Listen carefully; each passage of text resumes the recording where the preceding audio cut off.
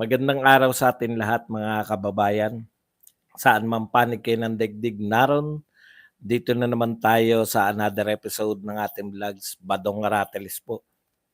Pag-uusapan natin ngayon, ito po, no, Espinido, Colonel Espinido, kinanta po si Senator Bato at si Senator Bongo, no? Ugnay po yan, AJK, Pogo, etc.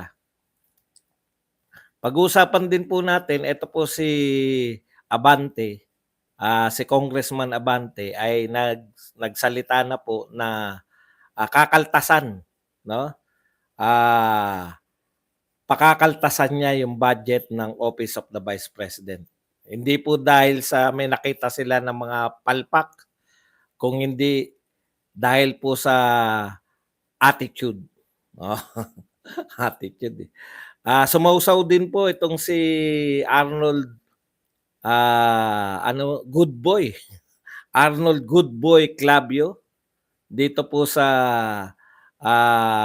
sagutang naganap. Wala na pong yung press po natin, yung media po natin, wala na po silang tago-tago, no? Ito po ay contest between yung traditional media na hindi na po nila tinatago yung pagiging bias nila. Kasi nasaksihan po natin kung paano pong mag-isa si VP Sara. Sinagot niya yung 47 na na gusto siyang lapain, no? Kumbaga, tayo tuwan-tuwa tayo kasi hindi nila nagawa yung balak nila kay VP Sara. Etong media natin wala na pong pakundangan, no? Noli De Castro, eto po si Arnold Clavio, tapos lahat po ng mga dyaryo, pag nagbasa po kayo ng mga dyaryo, parang kung hindi nyo napanood yung hearing, parang puta grabe naman to si VP Sara. Parang ganun yun po ang kagandahan, no? Na ilalive po natin. Nakakapag-live yung mga vlogger, nakakapag-live mismo yung media, no? Nala-live kayo. Okay. Pag-usapan din po natin ito pong pati po si SP, Senate President, sumausaw din. Grabe naman ang pagsausaw nito ni SP, Senate President. Nagpapakita talaga sila na parang ngayon po naglagay po ng guhit yung mga nasa kapangyarihan. Hindi po pwede kayong manahimik. It's either pumanig kayo sa amin o pumanig kayo sa mga Duterte. Kaya wala na po Mapamedya, mapamatataas na tungkulin sa gobyerno, kinakailangan mga congressman, senador, naglagay ng guhit. O yan, saan kayo dyan? Sa amin kayo o sa Duterte kayo? Ganun po ang nangyari. Pati po si Senate President, napawata-wata lang, sumausaw din. Yan po mga pag-uusapan natin. Pero bago yan, kung bago ka pa lang dito sa ating channel, mag-subscribe ka na. Dahil ito lang ang tayong channel na may kinikilingan, may pinapanigan, una sa balita, uli sa impormasyon, kaya ano pang hinihintay nyo? Pindot na. Okay, pag-usapan natin mga kapatid, no? Unahin na natin itong mga sausaw. Ayaw ko na sanang talakayin Ganito na lang po yung kay Noli De Castro, no? Nag-imbita ka ng guest. Tapos halos hindi mo yung napanood lang natin hindi natin alam yung kung gaano katagal yung interview. Yung napanood lang po natin na caption na pinagbubunyi nila dahil hindi raw nakaporma si Torion kay Noli De Castro. Paano makakaporma yun hindi pinagsasalita, no? Hindi. Ano po yan? Yan ang pananaw ko. Yan ang tama. Parang ganun yung dapat daw lumantad si Apollo Kibuloy, no? At harapin ang kanyang mga kaso. Anak pa naman ng Diyos, may mga ganung pansalita no? Sabi ko, kaya pala nilantad po ni Jason sa 10 taon po nakasama ni Jason sa yan sa ABS-CBN. Nilantad po yung kakayahan ni Noli De Castro. Napupunan naman natin yan no? Pagka yung mga nagko-komento po yung mga tao, meron po kasing mga magagaling magbasa. 'no? Ang marami pong journalist natin, ang training po nila magaling sila magbasa, parang si Mike Abe, gano'n. Pero once na magkomento alam na alam niyo na blanko, 'no? Kaya, gano'n po 'yun 'no, 'wag na po tayong magtaka, kaya nga matagal na 'yan kaya nga matagal ng broadcaster 'yan, eh, hanggang pagbabasa pa at least si Mike Enriquez, 'di ba? Kahit papaano may programa sa radyo 'yan na talagang yung komento niya may mga komentaryo sila na nagbabatuhan. Pero eto si Noli De Castro panay basa lang ng balita, eh. Eh, kung ganyan ka na nasanay, ano ba ma-expect natin? Tsaka yung mga nakasama niya, yun nga po yung sinasabi 'no. Eh, ngayon po hindi na po ubre yang ganyan. Panahon na po ng mga vlogger ngayon, napakarami pong vlogger na kaya ng magbalita, kaya pang ipaliwanag ang balita. Yun po yung distinction ng mga vlogger. Hindi ko po sinasabi na mas magaling kami 'no. Ako definitely mas magaling ako sa mararami diyan. Biglang nagyabang. Hindi po, iba iba kasi yung mga vlogger ngayon, eh. Kaya namin magsalita ng walang script, kaya namin magsuri ng mga nagaganap. Hindi po lahat ng vlogger, konti lang naman kaming may kakayahang gano'n. Hindi naman po sa binubuhat ko ang sarili ko. Eh, nasa panahon na po tayo ng katotohanan at katotohanan, eh, 'di ba? Ayan, mga tagapagbasa lang yang mga 'yan, eh. Diyan po sila nasanay ng dekada, nagbabasa ng balita na sinulat ng mga writer, 'no? Hindi po 'yan hindi iba na po ngayon. Ang mga vlogger po ngayon paharapin mo sa cellphone, paharapin mo sa camera, kayang magdadadakdak niyan ng mga issues. Kasi kami totoong nakasubaybay sa mga issues. Nag-aaral sa aming sarili. Wag alam niyo po pagbigyan niyo po ako minsan lang naman 'to, eh, 'no, kaya lang nakakabwisit na kasi. Nakakabwisit na porket mga kilala sila, eh, nakilala lang naman yang mga 'yan, magagaling lang magbasa ng balita, eh, 'di ba? O katulad nitong isa, yung, pinasisikat nila ngayon na si Esguerra. Ito ano niya 'to, sa ito yung pinost niya, tapos meron siyang dakdak ng konti. Tama 'tong sinasabi mo. Eto sabi niya, "For some perspective on why we need to scrutinize the national budget." Eto po si Esguerra, eto ang bago nilang Noli De Castro, eh. Alam mo yun, magaling mag-project, magaling, may mga salamin, akala mo ang tatalino itsura, 'di ba? Oh, 'yan. Sabi niya, "For some perspective on why we need to scrutinize the national budget, including the Vice President, propose." 'Yan. Sabi niya, dapat lang busisiin ang pondo ng Vice President kasi 2 billion 'yan, eh. Pera ng ano 'yan, eh, pera ng taong bayan 'yan, eh. Kaya 'yun yung punto niya 'no. Hindi naman daw siya sang-ayon sa mga congressman, pero dapat busisiin niya kasi pera 'yan ng tao. Alam mo Brad 'no, is either hindi ka nanood o hindi mo naintindihan yung pinanood mo 'no. Esguerra. Tinignan ko yung pangalan lagi ako nagkakamali, Christian ano yung lagi ko nasasabi, Christian Bautista lagi ko nasasabi, eh, mas, singer yun, singer.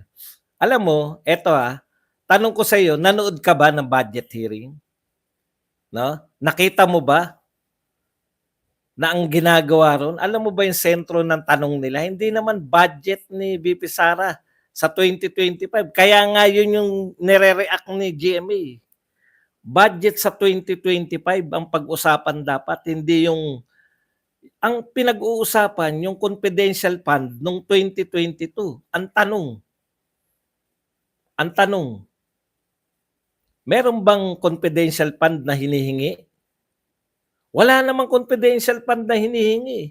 Bakit niyo magsesentro kayo ng usapan sa confidential fund?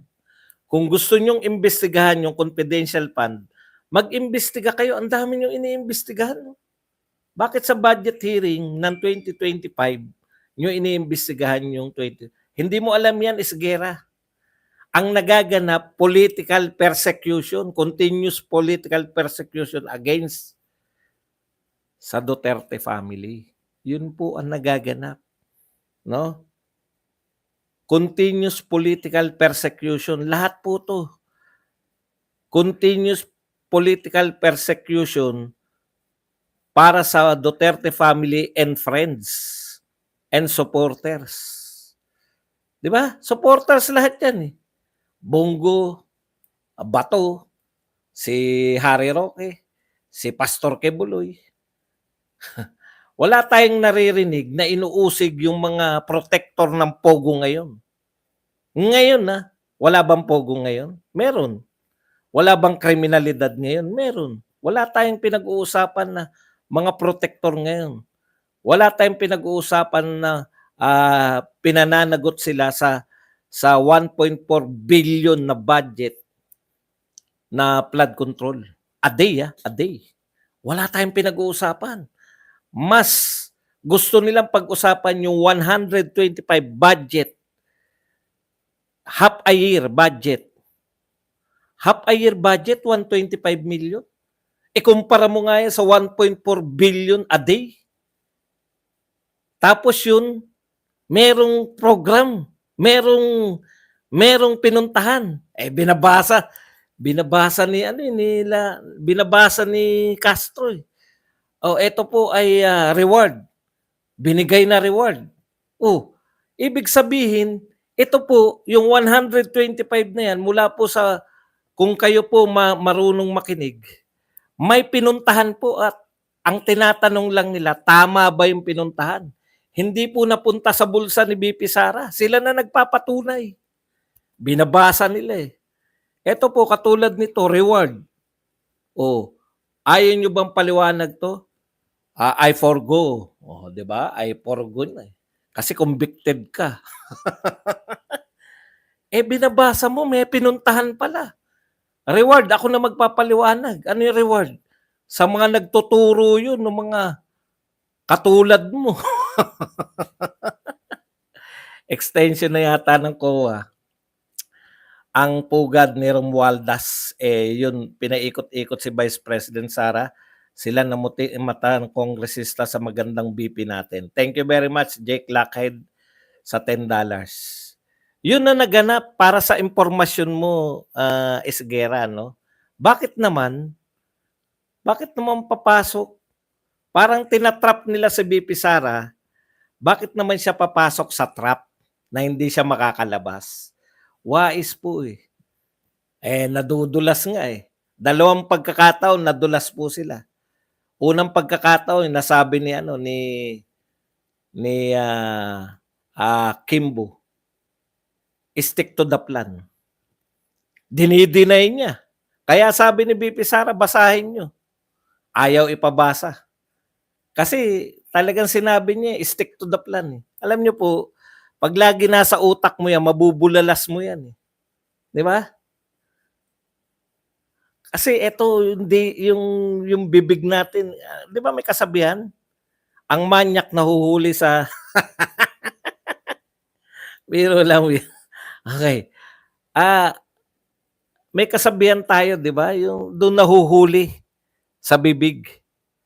Isa pa. Yung mga binanggit ni Dan Fernandez. Butata si Dan Fernandez. Ano sabi ni BP Sara? Wala akong sinasabi na atake. Wala akong sinasabi.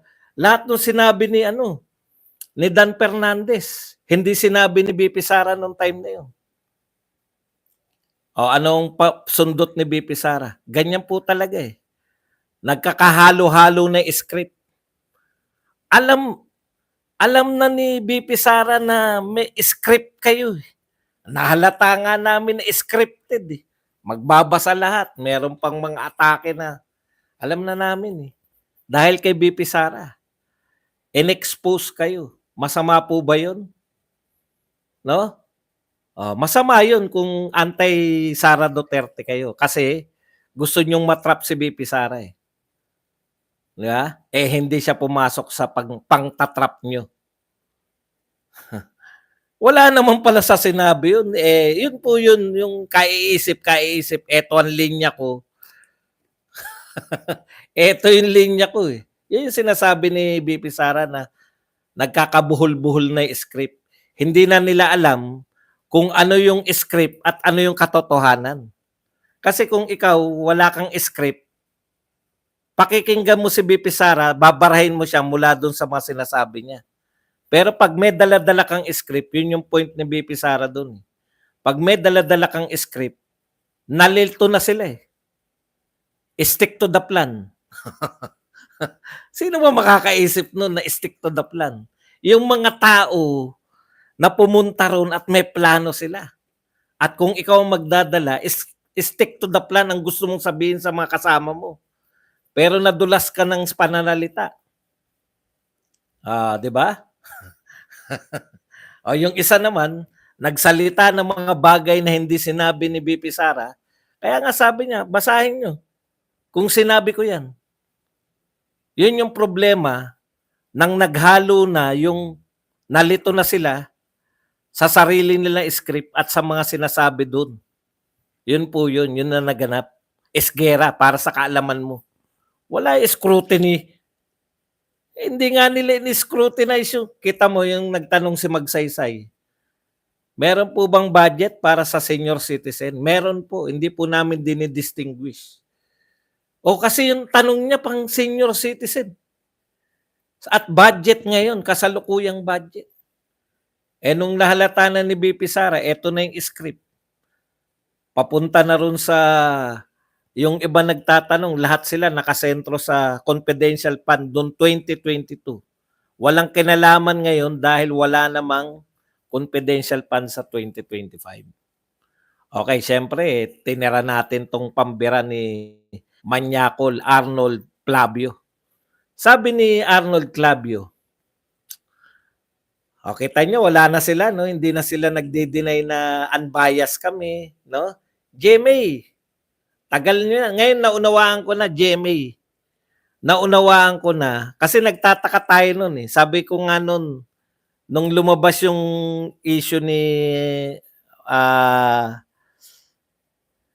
Sara Balabagan, yung lumabas yung interview ni Sara Balabagan, sabi ko, GMA, hindi ba kayo nahiya? Sa ibang bansa yan, tinanggal na yan si Flavio. Ngayon po, hindi na po tayo nagtataka kasi nakita nyo meron si Sandro Mulak. Normalidad pala yata yan. Normal pala yan sa kanila. Hindi po ano yan, hindi nakakaiba. Kasi hindi naman natin kilala si Sandro Mulak noon. Ngayon ko po naunawaan na kaya nariyan pa si Flavio. Kasi shocking po yun, kasiraan po ng network yun, di ba? Merong isang nagsabi na nung ako ay minor de edad. Huwag ko nang ituloy. Alam nyo na lahat, di ba? Kayo na magpuno. Nung ako ay minor de edad.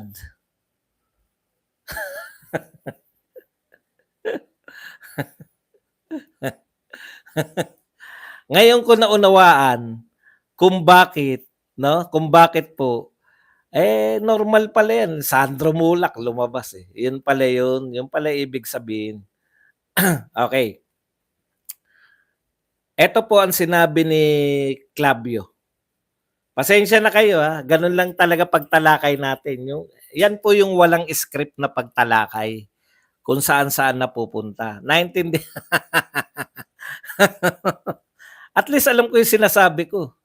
Wala akong halong script eh. Okay, ngayon lang ako nakakita. Sabi po ni Arnold Clavio. Arnold M. Clavio. Arnold Igan M. Ano po yung M? Huwag na nating sabing manyakol. Nabuhay na maguli. Ngayon lang ako nakakita ng isang government official na nakikipagbanggaan.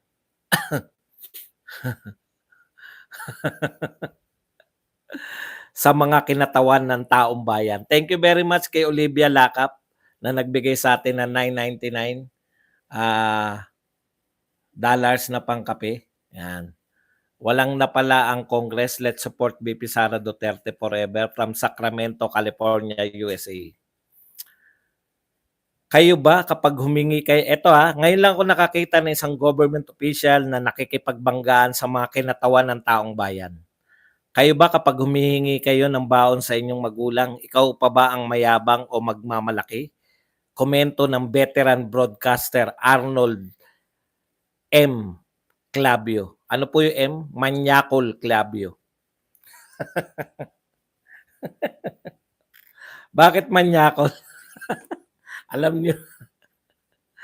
Okay. Ngayon lang daw siya nakakita na government official nakipagbanggaan.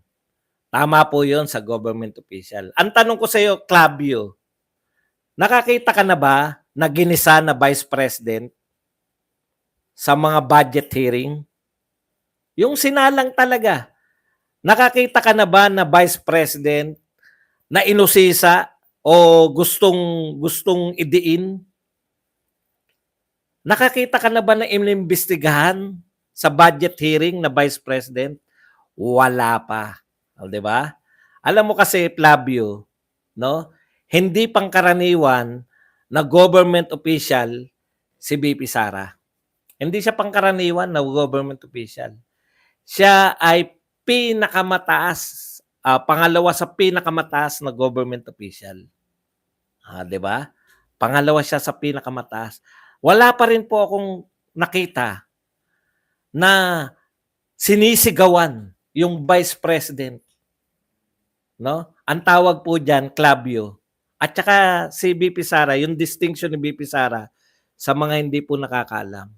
Si VP Sara po ang record holder na may pinakamataas na nakamit na boto sa lahat ng naganap na eleksyon. Anumang eleksyon sa Pilipinas. Mula pa nung panahon na nagkaroon tayo ng eleksyon. Mula po nung panahon ni Quezon o panahon pa ni Aguinaldo. Si VP Sara po ang may record na pinakamataas na boto, no? Sa lahat ng kumandidato. Yan ang pagkakaiba, Arnold Clavio. No? Wala pang sinalang para bastusin ng mga congressman. Wala pa po. Ang tawag diyan, Clavio, na wala ka tsak. O, kasi M ka eh, manyakol ka eh. Wala kang kortes. Hindi mo maunawaan tong salita na to, Clavio. Alam nyo kung ano yung salita? Kortesiya. Pagbibigay pugay, pagbibigay galang sa pangalawang pinakamataas. Wala tayong nakita niyan sa kanila. Yung pagmumukha nila, yung makikipagtitigan sila, yung sasabihan ka ng pusit. Nakakita ka na ba na Vice President sinabihan ng pusit? Kahit nga si Binay na hindi natin nakikita, wala nagsabing pusit eh. 'Di ba? Minsan lang umattend diyan. Pinakilala pero paparating na po yata. Ay, narito na pala. Hindi, may bumulong. Narito na po. Nariyan na si Binay. Nakaupo na dyan. Ay, nakaupo na po pala. Sorry po, hindi ko nakita si Vice President Binay. Wala pong bumastos sa isang sitting. Sitting to ha. Sa isang sitting Vice President, wala pa pong bumastos. Tapos ikaw pa nagtaka sa lahat ng tao. Ikaw pa nagtaka. Nayabangan ka. Tindi mo. Ang tindi mo, Flavio. Oh, sige, maganda po yung halimbawa ni Flavio ha. Ito yung sinabi ni Flavio. Mula sa halimbawa mo, bibigyan din kita ng magandang halimbawa. Kung kayo ba kapag humingi kayo ng baon sa magulang, ikaw pa ba ang mayabang o magmamalaki? O ganito po, total magulang na tayo eh. May instance ba na nanghingi kayo, Nay, pengi po akong baon. Kolehiyo na po ako eh. Pengi pong 100, pamasahe po. Kolehiyo ka. Humingi ka sa nanay mo, pamasahe 100. Sasabihin din ba ng nanay mo, anak, natatandaan mo ba nung grade 6 ka? Nung grade 6 ka, binigyan kita ng 10 piso. Anong ginawa mo ron sa 10 piso na yun? Nay, humingi lang ako ng baon. Hindi, sagutin mo muna ako. Ano yung ginawa mo sa 10 piso? O total, baon yung gusto mo eh. Ganun yung ginawa nila. Clavio. Gusto mong halimbawa yung humihingi ka ng baon? Humihingi ng baon si BP Sara sa nanay niya, yan yung gusto mo, di ba? Humihingi ng baon, tapos inungkat ng nanay niya, di ba anak, na humingi ka sa akin ng 10 piso nung grade 6 ka, anong ginawa mo ron? Balita ko, pinambili mo ng ano yun, ng sigarilyo.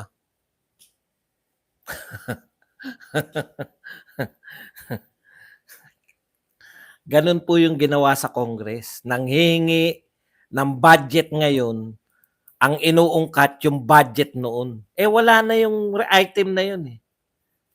Ayun na nga eh. Alam nyo, awang-awa ko riyan noon. Sabi ko, eto na siguro yung ano. Pero ngayon, bumabanat ka na naman. Ang tindi mo. O, yan po ay mula sa Pilipinas Today. Baka may magtanong na, sigurado ka ba si Clavio yan? Parang nakita ko pa sa ospital yun. Okay, punta na po tayo rito sa ano. Isa pa po. Ihuli si SP na lang, tapos punta na tayo kay Espinido. Huwag po kayo mainip. Kasi wala ko script eh. On the go po tayo kung saan po tayo makarating. Yan po pagkakaiba natin. Hindi po ako malilito, kasi wala naman tayong script. Ito po. Ito po ay mula po sa ating ito po sabi ni SP, Senate President.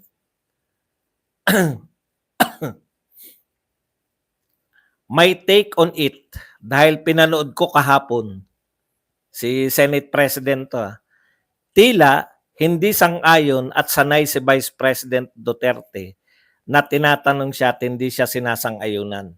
Sa kabila naman, pinakita ng camera yung haba din naman ng kanilang pasensya. Intindi, no? Wala kang bias, no? Talagang nasa gitna ka lang, no? Antindi mo, no? Senate President, nakita niya raw na si Vice President ay tila hindi sanay na sinasang-ayunan. Nang hindi sinasang-ayunan. At sa kabila naman, pinakita daw ng camera na mahaba yung kanilang pasensya. Wala kang kabayas-bayas niyan. Nanood kami, Senate President.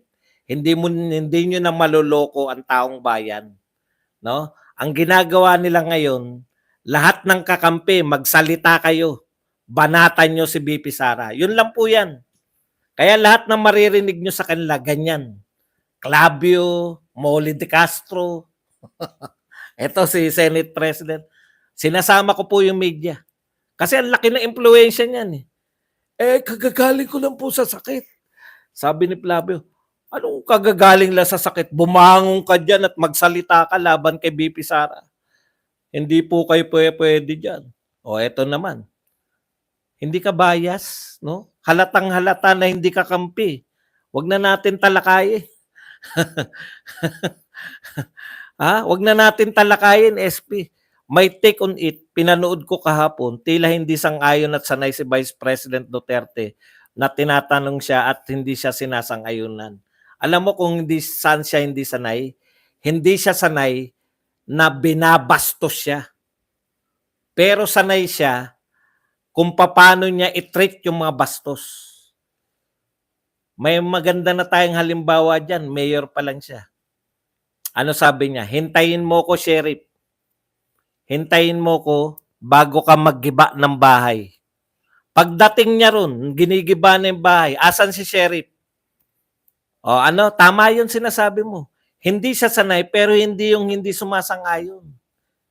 Hindi siya sanay na binabastos siya.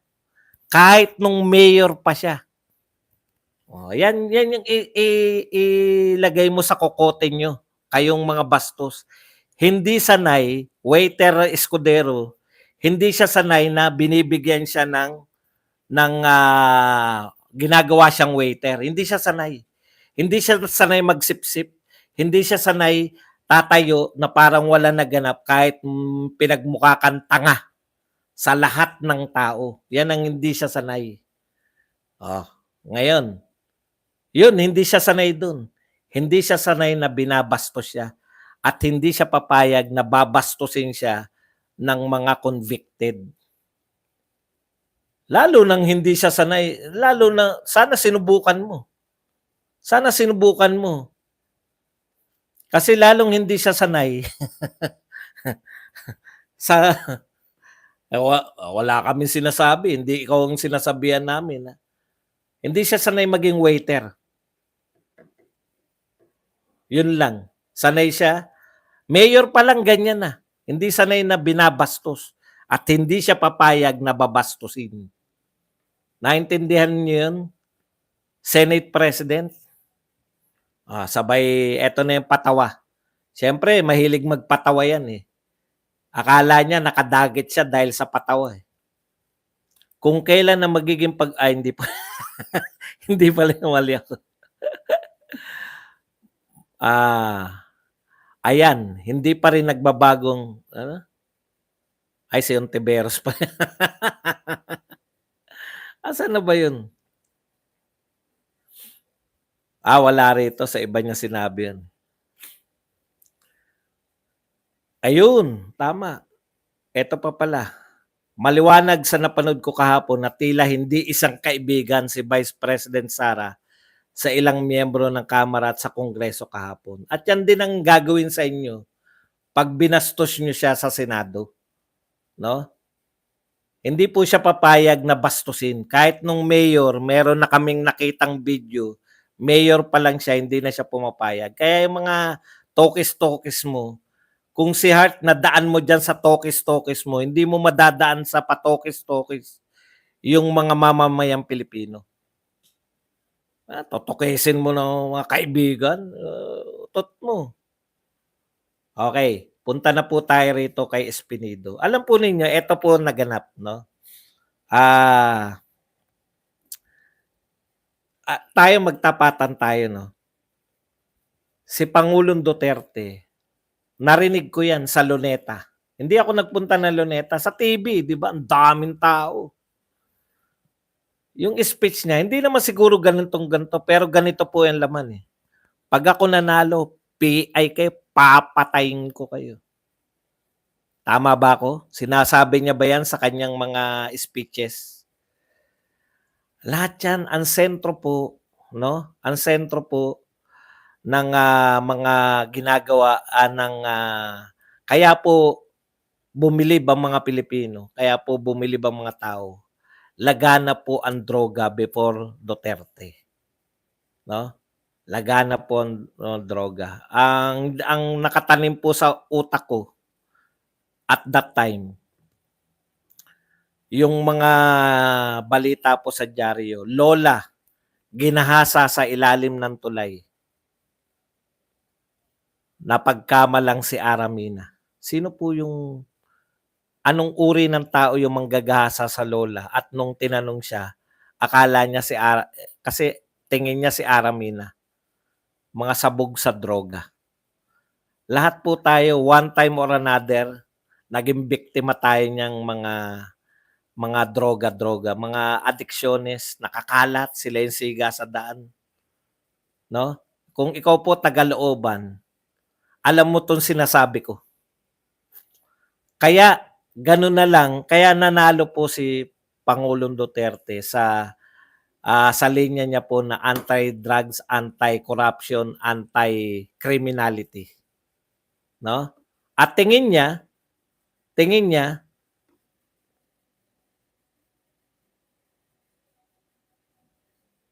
ay may ugnayan yung droga sa criminality. Pinakapopular po si Pangulong Duterte at nung siya'y nanalo, yun na, nagsimula na yung war on drugs.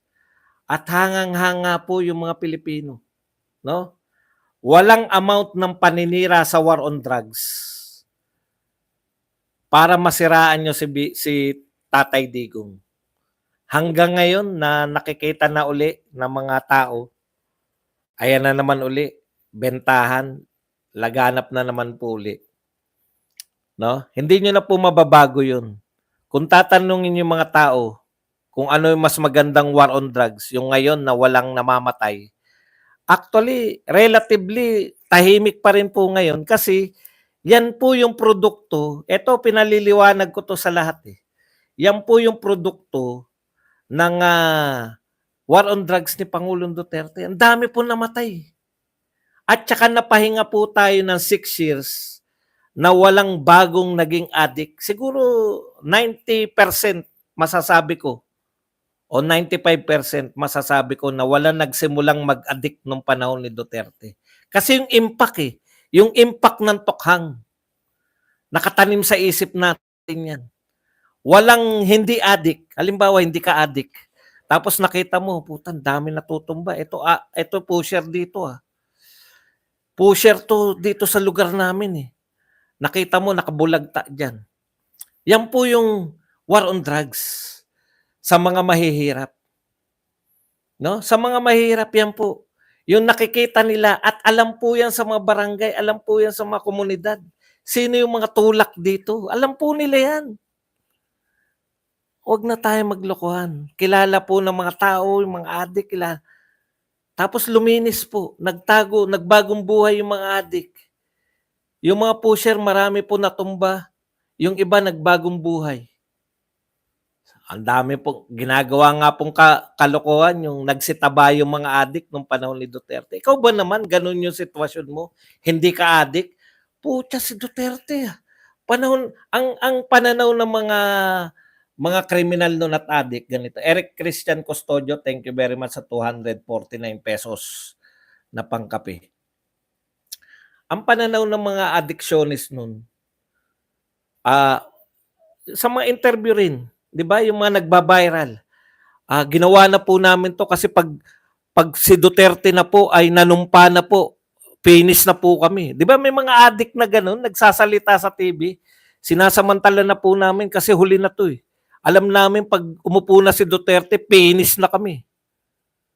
Yan yung mga viral video, eh. Lahat po yan. Alam po yan ng kada maliit. Ikaw ba naman hindi ka addict nung panahon ni Duterte? Nagtutumbahan, ah.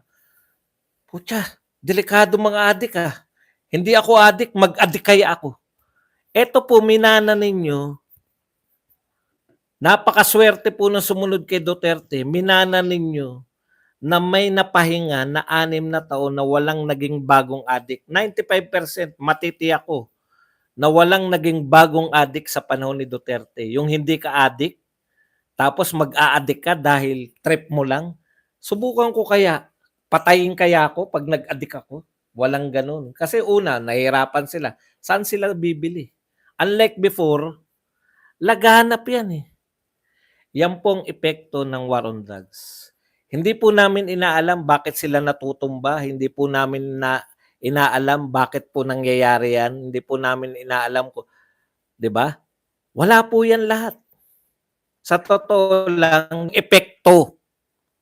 Natuwa ang mga tao. Umalis si Tatay Digong naiiyak ako. Personally, naroon ako sa Luneta nung pasalamat. Yung kumanta si Dulce Amor, ako ang nagwagi. Puta, nag-iba ang dibdib ko. Grabe itong ano na to. Nagwaging-wagi talaga. Si feeling natin, wagi tayo, eh. Mga Pilipino, wagi, eh. Hindi po ba? Nakakaiyak po yung si Tatay Digong, naiiyak siya dun sa ako nagwagi. Okay. Miss po namin si Tatay Digong, na-miss po namin kung yung sinasabi ninyong kasamaan niya. Kung pinalalabas niyo po ngayon na masamang tao si Tatay Digong, sana masamang tao na lang yung mga presidente. Di po ba? Kasi yung sinasabi niyong masamang presidente, yan po yung presidente na naging proud po ang mga tao. Yan po ang presidente na naging proud yung mga Pilipino. Mga OFW, for the first time, hindi na lang si Pacquiao ang kinikilala. Hoy, presidente nyo, Duterte, very good. Magtapatan tayo kayo mga OFW, saksi kayo dyan. Kilalang kilala, saludo. Kay Tatay Digong, ngayon pinasasamanan ninyo. Lahat inuugnay niyo. May pogo ba noon? Meron. May pogo ba ngayon? Meron. Saan niyo natutuklasan yang mga kalokohan ng mga ano na yan? Pogo ngayon? Bakit hindi niyo sisihin yung presidente ngayon? Noon pong merong pagkukumpara lang po. Noong na-addict yung mga tao, o hindi na-addict sa droga kasi Duterte. Na-addict naman po yung mga tao sa online sabong. Mga Pilipino na-addict sa online sabong. Tapos may mga ang huli nun yung yung mga tao na pinatigil po ni Tatay Digong yung online sabong. Pagkasabi niya po na tigil yung online sabong, tigil na po yung online sabong. Eto po, nagpalakpakan, titigil na yung pogo. May pogo pa rin po ba? Meron pa. Sa katapusan pa.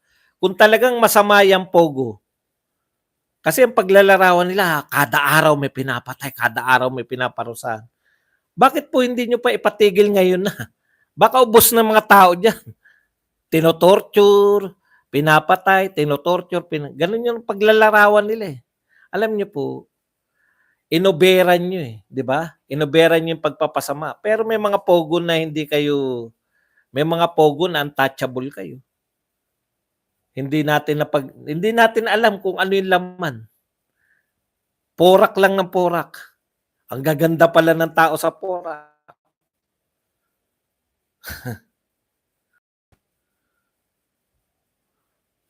Alam mo kung ano-ano mga pinapasok mo konsensya eh. May nalalaman ka pang pinagbubula mo kami rito eh. Seryoso kami. Pinupuri namin si Tatay Digong dito. Kung ano man yung gusto mong palabasin, mag-aral ka na lang ng kasaysayan. Pumasok ka sa kwarto, pag-aralan mo mga presidente, lalo na si Magsaysay. Baka may mahita ka pa.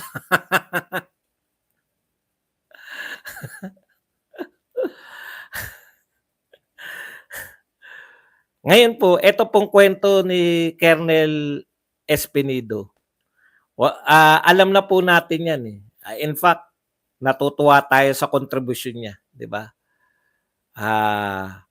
Yung mga sinasabi nila na panay maliliit na tao ay napapatay. Alam natin na nung panahon no kung saan si Espinido may mga malalaking natutumba no. Wala po, hindi po namin minamasama 'yun. Kasi 'di ba, wala akong hindi po ako abogado. Pero pag lumalabag ka sa batas, 'di po ba? Pag lumalabag ka sa batas eh, 'yun po yung katumbas nun. Kumbaga, sinuportahan po namin 'yan, sa madaling salita sinuportahan namin. Ang ayoko, yung pilit na pilit. Ngayon po, parang automatic, war on drugs is masama. Kinonsulta niyo ba yung mga tao kung masama sa kanila yung war on drugs? Ipinagpalagay niyo lang na masama ang war on drugs. Para ngayon, para mapabuti yung ginagawa nito, dapat tinanong niyo rin mga tao. Ano ba mas prepare niyo na paglaban sa droga? Yung paglaban ni Duterte o ang tanong ko nga ngayon, may paglaban pa ba tayo ngayon? Ano yung source at source ang pinagsasabi niyo? Maganda nga nun, hindi lang po yung, kumbaga, hanggang sa komunidad namin. Kaya na-appreciate namin si Tatay Digong. Matagal ng problema sa mga mahihirap na komunidad yung mga addiksyones. At naibsan po kami for 6 years. Tumahimik yung mga lugar. Naging normal, no? Naging estudyante ka, normal ka. Hindi ka estudyante na pag ano mo, ikaw pa yung nag-iiwas. Dati po, yung mga normal na tao po yung umiiwas sa mga addiksyones. Eh. Alam niyo yun, kanila yung daan, kanila yung mga kanto, kanila yung mga kalsada. Tapos ikaw na matinong tao, ikaw pa yung iiwas. Baka mapatingin ka. Alam niyo yun, hindi yan mararanasan ng mga dikotse na tumututol sa war on drugs. Ang mga dekotse kasi, Okay, ngayon sinasabi na may mga reward system. Parang ang sama pakinggan 'no? Tanong ko po, yung po bang nagbigay kayo ng reward sa makakapagturo kay Buloy masama po? 'Di ba sa inyo, sa tingin ninyong otoridad ngayon, hindi masama na magbibigay ka ng reward, 'di po ba? Ngayon parang minamasama na, "Eto pick up ko, 'wag po nating gawing punto per punto, lawakan po natin." Pati yung reward system, yung isang pulis na meron po silang nakisali po sila sa war on drugs at sila po inawardan. Ang isa po sa mga reward nila ay tinaas yung ranggo nila. Bakit po ang labas ngayon, no? Dahil nag-engage sila sa war on drugs, ni-rewardan sila, tinaasan yung kanilang, bakit po masama? Eh sumunod sila sa pag-uutos ng Pangulo. Sumunod po sila sa ano, sa sinabi po ng Pangulo na mag-conduct kayo ng war on drugs. Yung sinabi naman ni Bato in general yun 'di ba? Wag po nating ako po bilang mamamayan, hindi po kami kasangkot diyan. Pero natuwa po kami kung ang meaning po niyan, yung definition po na sinabi ni Senator Bato na then PNP chief. Sinabi niya na ano yung termino na aktual na yung minamasama na nila ngayon na dapat mawala na yung droga. Hindi, may termino si Bato na binigay kay Espinedo. Kaya kita nilagay diyan is to eliminate ba? Eliminate? Meron pang term. Teka lang, hanapin ko lang ng konti. Ayan. Will work to eliminate. Yan. Anyone in the drug watch list. May drug watch list po. Tignan niyo po yung sinabi ni Sinabi ni Espinedo ibig sabihin, I'm very, very sorry to say that some police officers took advantage and opportunity to kill drug pushers to gain rewards and higher positions. Okay. Tignan niyo po yung term, no? Parang masama na ngayon. Pero kung titignan niyo pong, kasi pinasama na Pinasama ng mga nagtatanong, pinasama sa Congress. Masama pumatay ng pusher, masama pumatay ng drug lords. Di ba ganun yung kwento nila? Wala pong user na sinasabi rito to kill drug pusher. Drug pusher po yung pinag-usapan. Drug pusher tsaka drug lords. Drug lords po yung tatlo sa di ba? Hindi ko na alam kung saan napatay yun. Yung may nagtestigo na drug lords yun, di ba? Yung napatay. Tapos magbibigyan daw na reward. Tataas daw yung pwesto. Di po ba? Parang alimbawa, yung mga militar, wag po nating yung militar sumunod pa sila, kubkubin yung kampo na yan ng NPA halimbawa. Napatay nila yung NPA leader, nakapatay sila ng iba pang NPA. Di po ba nire-rewardan? Yun po yung order of the day. Yun po yung war on drugs sila Tayo naman ngayon, hindi naman tayo nagwa-war on drugs Dapat hindi nyo po kino-compare yung sitwasyon noon. Di po ba? Kahit saan po makita ng militar yan, yung mga leader ng matataas na rebelde at sila'y napatay, di ba nire-rewardan sila? Tanong ko lang po, iba po ba dapat po ba masama pagka sumunod ka sa war on drugs at nakadali ka ng mga drug lord? Di po ba normal yun na rewardan ka rin? Hindi ko po alam kung paano nila binabasa yan ngayon. Pwede po yan kung masama po, kung illegal at nirewardan ka sa illegal mong ginagawa.